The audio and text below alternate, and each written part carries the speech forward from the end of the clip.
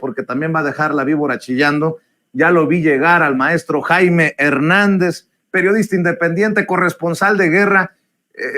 Por cierto, antes de entrar al tema que está en agenda, déjame saludarte primero, mi querido Jaime. Te abrazo. ¿Cómo te va, maestro?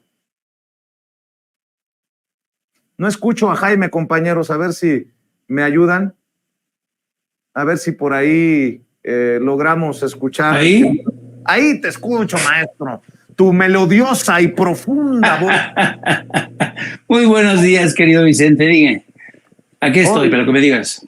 Tú has sido corresponsal de guerra, gran parte de tu vida, de tu carrera periodística, y desafortunadamente es a la hora de los conflictos armados cuando más noticias falsas surgen, ¿no?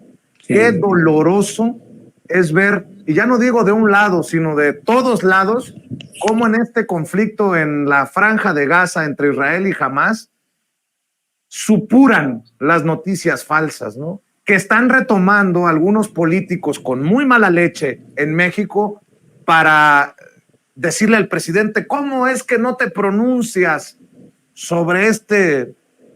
No voy a dar ni siquiera detalles de los niños que fueron, ¿no?, que perdieron la vida, que fueron asesinados.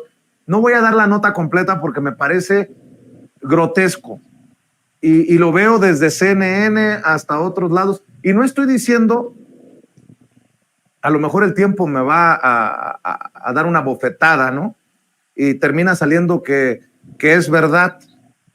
Pero hay que tener mucho cuidado.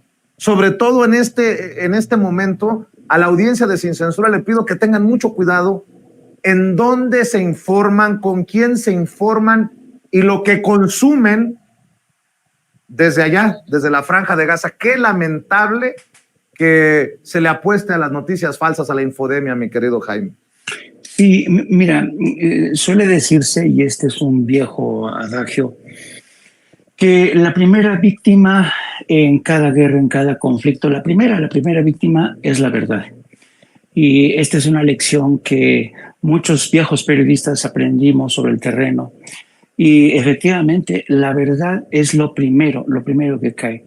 Pero además, mira, a diferencia de antes, Vicente, fíjate, yo me acuerdo que yo comencé mis coberturas en zonas de conflicto, por ejemplo, en Líbano, cuando estaba la guerra en Líbano contra Siria e Israel. Fíjate, antes se cubría la guerra, yo cubría la guerra, no había internet, no había correo electrónico, no había nada de eso, ¿no? Enviabas tus reportes por el famoso Telex, y para estar más o menos informado, yo tenía una pequeña radio de onda corta y escuchaba la BBC y más o menos ahí me daba cuenta de por dónde andaban los tiros, ¿no? Quiero decir que antes ser expuesto a este tipo de fake news, mentiras, propaganda, era más complicado, ¿no? Pero ahora tú puedes darte cuenta que este conflicto del que todo el mundo está opinando en las redes, esto es posible porque esta guerra la estamos viendo en directo. En muchos sentidos estamos viendo, en el caso de Gaza, la muerte en directo. Y claro, como el Estado de Israel sabe que pasa esto y también Palestina saben que pasa esto, lo que hacen, sobre todo en el caso de Israel, es montar relatos paralelos, narrativas paralelas. En el curso de las últimas horas, la comunidad internacional, Estados Unidos, se han escandalizado por la famosa historia de los niños decapitados. Entonces, claro, apenas ayer o antier el ministro de Defensa aseguraba que la gente de Hamás y los palestinos son unos animales, ¿no? Para deshumanizarlos. Al día siguiente sale esta historia de los niños decapitados, con historias también de mujeres violadas, cuerpos quemados, en fin, para de alguna manera tratar de demonizar a Hamás y entonces esto ha escalado a niveles sin precedentes de demonización hacia ambos lados de esta guerra. Yo aconsejo, como tú acabas de hacer, porque vivimos en un mundo tan interconectado en que las noticias van a una velocidad impresionante. Yo siempre aconsejo poner en cuarentena este tipo de noticias porque tienen la pinta de propaganda, ¿no? Aunque es posible que haya ocurrido, yo prefiero ponerlas en cuarentena, porque hace unos momentos Hamás acaba de desmentir que ellos hayan participado en la decapitación. Con todo este desmentido, yo prefiero mantener en cuarentena esto, porque habrá seguramente comités de investigación que esclarecerán esto, pero esto al mismo tiempo ha servido de cortina de humo la historia de los 40 niños decapitados para oscurecer lo que está ocurriendo, lo que ha ocurrido en el curso de las últimas horas, el bombardeo indiscriminado. Han atacado hospitales, han atacado incluso centros de refugio en Gaza.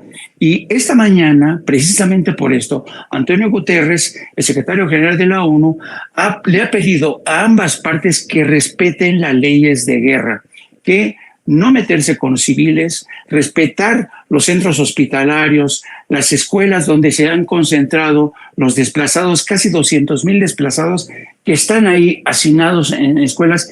Y entonces Guterres se ha quejado de que Israel está bombardeando y ha matado incluso a médicos, ha bombardeado hospitales y estas escuelas que están sirviendo de refugio. Entonces, mientras tú escuchas por un lado la historia de los niños decapitados, está la historia del bombardeo contra hospitales, la muerte de médicos. Guterres lamentó que cuatro funcionarios de la ONU hayan muerto ya. Y entonces les está pidiendo tanto a Palestina como a Israel que se contengan, mejor dicho, a Hamás que se contengan. Pero ¿qué es lo que ha pasado? Que ya estas reglas del juego, de la guerra, ya han volado por los aires.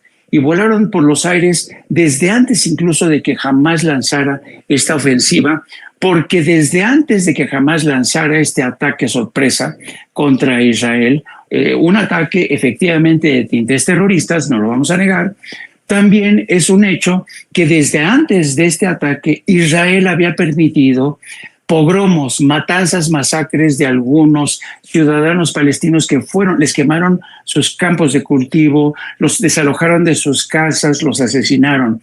Entonces ya nadie está respetando aquí las leyes de la regla, las leyes mínimas de la guerra. Y esto es lo que lamentaba en la mañana hace unos momentos Guterres. Le dice, por favor, les pedimos que respeten las leyes de la guerra porque esto se está saliendo de control. Hay una crueldad brutal, inusitada. Y dicho esto, Guterres le pidió a Hamás que por favor liberen a los rehenes civiles, pero Hamás no va a acceder a esto. Y esta es la coartada que le ha permitido a Benjamin Netanyahu seguir bombardeando, porque con la historia de los niños decapitados, con el apresamiento de los rehenes civiles, pues ya tiene la coartada perfecta para destruir todo lo que se le pegue la gana. En el curso de los últimos minutos, hace aproximadamente 1 hora y media, Vicente, ha empezado a extenderse el conflicto por la frontera norte de Israel, es decir, en Líbano. A primera hora de la madrugada, tiempo local, hubo un ataque de Hezbollah, que ya ha entrado también en el combate. Atacaron un puesto de israelí, y hay historias no confirmadas, estas a nivel de rumor, de que han ingresado desde territorio libanés gente de Hezbollah en parapentes o vuelos estos tripulados. Son unidades de combates que al parecer esto no está confirmado, pero son rumores muy intensos que van a sumarse a esta batalla. ¿Qué significaría esto? Que se abre un nuevo frente desde Líbano. Y esto es muy peligroso porque en 2006 Hezbollah mantuvo una férrea batalla contra Israel. Israel lo pasó muy mal. No supo cómo combatir a Hezbollah y a Hamas. Y todo parece indicar que solamente están esperando la última orden de Benjamin Netanyahu para que las tropas terrestres, se dice que hay entre 200,000 y 300,000 soldados israelíes que están ya dispuestos a entrar a saco, ocupar de nuevo Gaza después de terminar de bombardear. Están reduciendo a su mínima expresión todo esto. Y lo han dicho ya muchas organizaciones, Esto ya es un genocidio. Esto es un genocidio. Israel, por supuesto, no va a aceptar que esta palabra se aplique, pero es un hecho que organizaciones humanitarias, la propia ONU le está pidiendo, por favor, a Israel que permita la apertura de un corredor humanitario para que entren medicinas, para que entren más médicos, porque han muerto varios médicos. Entonces, estamos asistiendo realmente a una carnicería brutal y al mismo tiempo hay una campaña sin precedentes a través de las redes sociales, a través de medios de comunicación, presión del gobierno israelí para que gobiernos sigan apoyándoles. Ya vimos el caso de la embajadora tratando de presionar al gobierno de México. Es una guerra que se está librando en distintos frentes, ¿no? Y mientras tanto, la gran pregunta que muchos se tendrían que hacer, y creo que yo, siendo cínico y conociendo este tipo de conflictos, ¿quién está ganando hasta estos momentos? La respuesta es Benjamín Netanyahu, porque Benjamín Netanyahu ha conseguido la luz verde de Estados Unidos y la Unión Europea para seguir bombardeando, para castigar a la población civil sin ningún tipo de recato, y al mismo tiempo Benjamín Netanyahu, que hace apenas unas semanas estaba en medio de protestas por lanzarse contra el aparato judicial, porque Benjamín Netanyahu tiene problemas, severos problemas de corrupción, el aparato de justicia va tras él, ha conseguido un gobierno de unidad que lo está respaldando. Bibi Netanyahu se ha convertido ahora en el líder indiscutible, todo el mundo ha cerrado filas, así es que por el momento el gran ganador de esta guerra es Bibi Netanyahu. Estados Unidos lo apoya la Unión Europea, lo apoyan todos los partidos políticos. Cuando hace apenas unas semanas atrás las calles de Tel Aviv y de Jerusalén estaban llenas de manifestantes que protestaban por el gobierno, por un gobierno corrupto como el de Bibi Netanyahu. Así es que, como te podrás dar cuenta, Vicente, de toda esta composición de escena que te muestro, a veces la verdad es elusiva, se nos escapa. Y la gran paradoja, yo te lo digo como viejo enviado a zonas de conflicto, viejo corresponsal de guerra, antes era más fácil saber dónde estaba la verdad y dónde estaba la mentira. Antes era más fácil separar el grano de la paja. Ahora estamos sometidos a un bombardeo continuo, muchas veces teledirigido a través de las redes sociales, de los medios de comunicación, para que nos creamos la historia de la crueldad de Hamás, nos creamos la crueldad inusitada de los soldados israelíes que también han masacrado a jóvenes, a niños, y entonces estamos como espectadores de un bochornoso espectáculo de lo que yo llamo es la muerte en directo.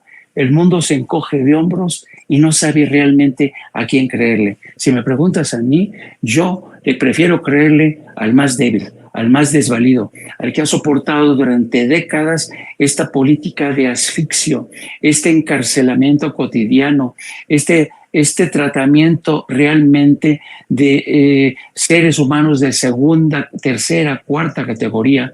Y eso es lo que está sufriendo ahora la población palestina. Y por otro lado, es muy interesante ver cómo la diáspora palestina en todo el mundo y organizaciones simpatizantes se han manifestado en Nueva York, en Filadelfia, en Europa. Es impresionante el respaldo que está cosechando la OLP, y yo creo que Benjamín Netanyahu va a tener que, en el curso de los próximos días, medir todas y cada una de sus acciones para ver si arrasa todo, entra de nuevo el ejército para ocupar la totalidad de los territorios ocupados en Gaza, o si por el contrato acepta una petición de mediación. Hay versiones de que Arabia Saudita podría estar intentando una mediación, pero Israel no quiere nada por el momento. Pero, insisto, la verdad siempre es la primera víctima en este tipo de conflictos, querido Vicente. Pues que quede esa advertencia desde aquí, desde Sin Censura. La verdad es la primera víctima. Y mi querido Jaime, nada más también comentar que